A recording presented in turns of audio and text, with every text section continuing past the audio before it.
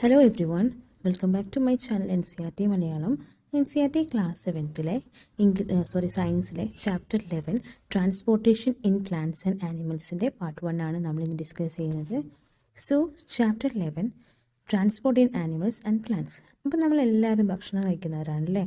ഈ ഭക്ഷണം എങ്ങനെയാണ് നമ്മുടെ പല ഓർഗൻസിലേക്ക് എത്തുന്നത്, എങ്ങനെയാണ് നമ്മൾ വളരുന്നത്, ഇതൊക്കെ എല്ലാവർക്കും സംശയമുള്ളൊരു കാര്യമാണല്ലേ. You have learned earlier that all organisms needs food and water and oxygen for survival. They need to transport all these to various parts of the body. Further, animals needs to transport waste to parts from where they can be removed. So നമ്മൾ ഭക്ഷണം കഴിക്കുന്നു, food കഴിക്കുന്നു, oxygen എടുക്കുന്നു, എല്ലാം നമുക്ക് ആവശ്യമാണ്. അപ്പോൾ ഇതൊക്കെ പല ബോഡി പാർട്സിലേക്കും എത്തണം. എന്നാൽ മാത്രമേ നമുക്ക് എന്ത് ചെയ്യാൻ പറ്റുള്ളൂ, നമുക്ക് ജീവിക്കാൻ പറ്റുള്ളൂ. അതേപോലെ തന്നെ ഇവിടെ ഉണ്ടാകുന്ന വേസ്റ്റുകളും നമുക്ക് എന്ത് ചെയ്യണം, അത് റിമൂവ് ചെയ്യണം നമ്മുടെ ബോഡിയിൽ നിന്ന് തന്നെ. അപ്പോൾ ഇതൊക്കെ എങ്ങനെയാണ് ഉണ്ടായിരിക്കുന്നത്, അതായത് do you see the heart and the blood vessels in figure 11.1. നിങ്ങൾ 11.1 ഫിഗർ ഇതിനകത്ത് ഈ പറയുന്ന ബ്ലഡ് വെസൽസും ഹാർട്ടിനെയും കാണുന്നുണ്ടോ? Of course you can. They function to transport substances and together form the circulatory system. അതെന്ന് പറയുന്നത് ട്രാൻസ്പോർട്ട് സബ്സ്റ്റൻസിനെ ട്രാൻസ്പോർട്ട് ചെയ്യുകയും അതുപോലെ തന്നെ അങ്ങനത്തെ ഫംഗ്ഷനാണ്. അപ്പോൾ ഒരുമിച്ചാണ് ഈ പറയുന്ന ഹാർട്ടും അതുപോലെ തന്നെ അതിൻ്റെ ബ്ലഡ് വെസൽസും ഈ ട്രാൻസ്പോർട്ട് സിസ്റ്റം ഒരുമിച്ചാണ് ആക്ട് ചെയ്യുന്നത്. In this chapter, you shall learn about the transport of substances in animals and plants. അപ്പോൾ ഈ ഒരു ചാപ്റ്ററിനകത്ത് നമുക്ക് ആനിമൽസ് ആൻഡ് പ്ലാന്റ്സിനകത്തുള്ള ട്രാൻസ്പോർട്ടേഷനെ പറ്റിയാണ് പഠിക്കുന്നത്. So 11.1 circulatory system. Blood. What happens when you cut on your body? നിങ്ങളുടെ ബോഡിയിൽ ഒന്ന് കട്ട് ചെയ്താൽ എന്ത് സംഭവിക്കും, അല്ലെങ്കിൽ ജസ്റ്റ് ഒന്ന് വരഞ്ഞാൽ എന്ത് സംഭവിക്കും? Blood flows out. But what is blood? Blood is the fluid which flows in blood vessels. It transports substances like digested food from the small intestine to other parts of the body. So blood എന്ന് പറയുന്നത് ഒരു ഫ്ലൂയിഡാണ്, അല്ലെങ്കിൽ ഒരു ദ്രാവകമാണ്. അതെന്ന് പറയുമ്പോൾ അത് blood വെസൽസിലൂടെ flow ചെയ്യുന്നൊരു ദ്രാവകമാണ്. നമ്മുടെ ഡൈജസ്റ്റ് ആയിട്ടുള്ള ഫുഡിലുള്ള സബ്സ്റ്റൻസസിനെ ചെറിയ ഇൻറ്റസ്റ്റൈനിൽ നിന്നും വേരിയസ് പാർട്സ് ഓഫ് ദ ബോഡിയിലേക്ക് അത് ട്രാൻസ്പോർട്ട് ചെയ്യും. It carries oxygen from the lungs to the cells of the body. അതേപോലെ തന്നെ ലങ്സിൽ നിന്ന് ഓക്സിജൻ ക്യാരി ചെയ്ത് സെൽസിലേക്ക് എത്തിക്കുകയും ചെയ്യും. It also transport waste for removal from the body. നമ്മുടെ ബോഡിക്കകത്തുള്ള വേസ്റ്റിനെ റിമൂവ് ചെയ്യാനും അത് സഹായിക്കും. സോ എന്ന് പറയുന്നത് ഫുഡിനെ ഡൈജസ്റ്റ് ചെയ്ത ഫുഡിനെ എല്ലാ സെൽസിലേക്കും എത്തിക്കും. അതുപോലെ തന്നെ ഓക്സിജനെ ലങ്സിൽ നിന്ന് സെൽസിലേക്ക് എത്തിക്കും.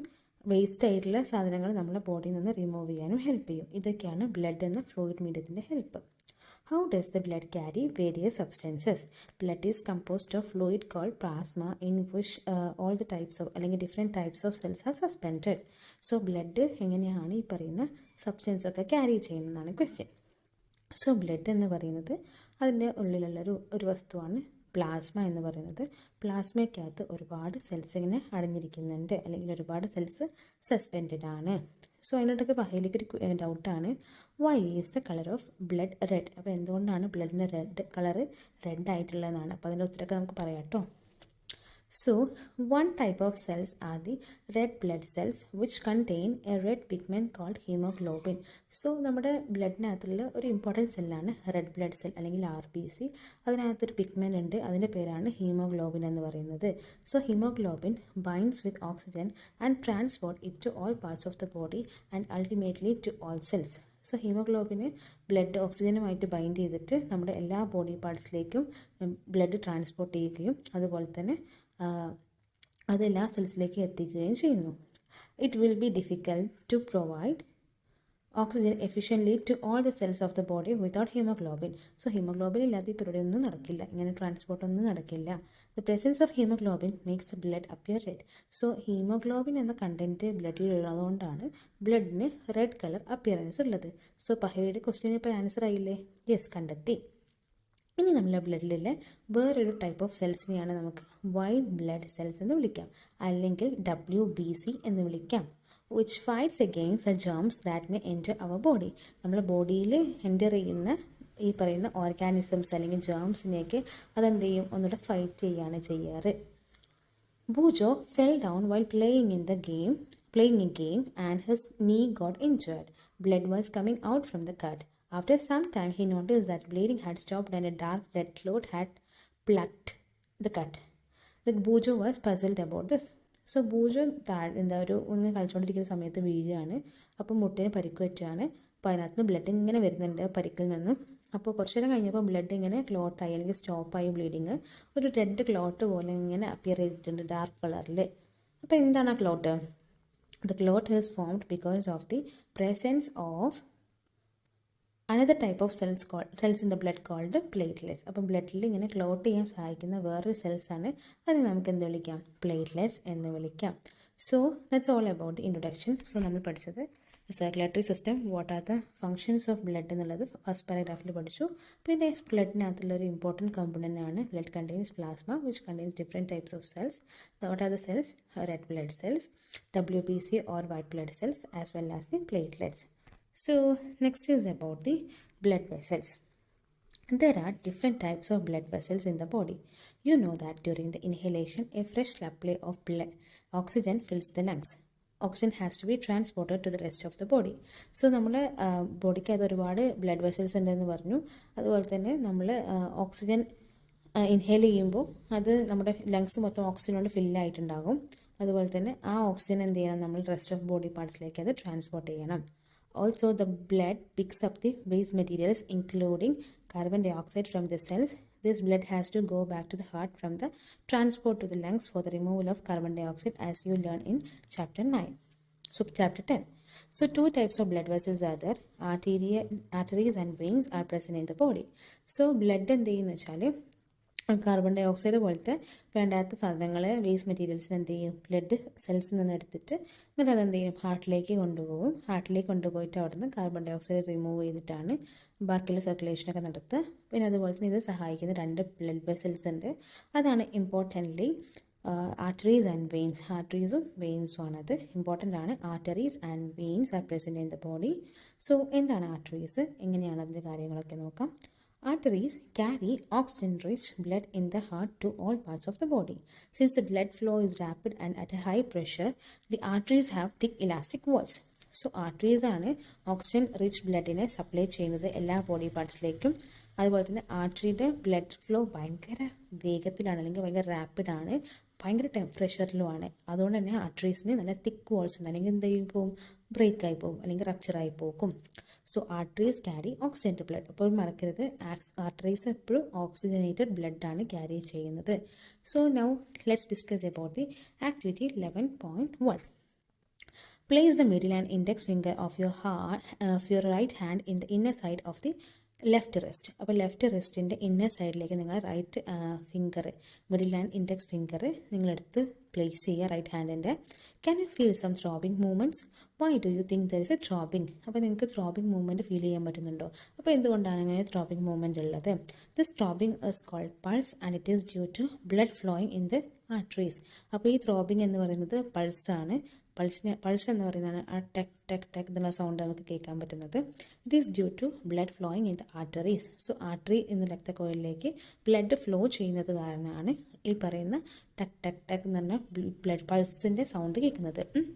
അപ്പോൾ നിങ്ങൾക്ക് ഇനി പറയാൻ പറ്റുമോ ഒരു മിനിറ്റിനുള്ളിൽ എത്ര പൾസസ് ഉണ്ടാവുമെന്ന്? അപ്പോൾ നിങ്ങൾ എന്ത് ചെയ്യുക? നിങ്ങളുടെ ലെഫ്റ്റ് ഹാൻഡ് വെച്ചിട്ട് അല്ലെങ്കിൽ കയ്യിൽ വെറുതെ വെച്ചിട്ട് റൈറ്റ് ഹാൻഡിൻ്റെ ഇൻഡെക്സ് ഫിംഗറും മിഡിൽ ഫിംഗറും വെച്ചിട്ട് ഈ പറയുന്ന സ്ഥലത്ത് പോയിട്ട് ഫിഗർ 11.2 സ്ഥലത്ത് പോയിട്ട് നിങ്ങൾക്ക് പൾസ് നോക്കുക. അപ്പോൾ ഒരു 1 മിനിറ്റ് ആകുമ്പോഴത്തേക്കും എത്രത്തോളം പൾസ് ബീറ്റ്സ് നിങ്ങൾക്ക് കിട്ടുമെന്ന് നോക്കുക. How many pulse beats could you count? The number of beats per minute is called pulse rate.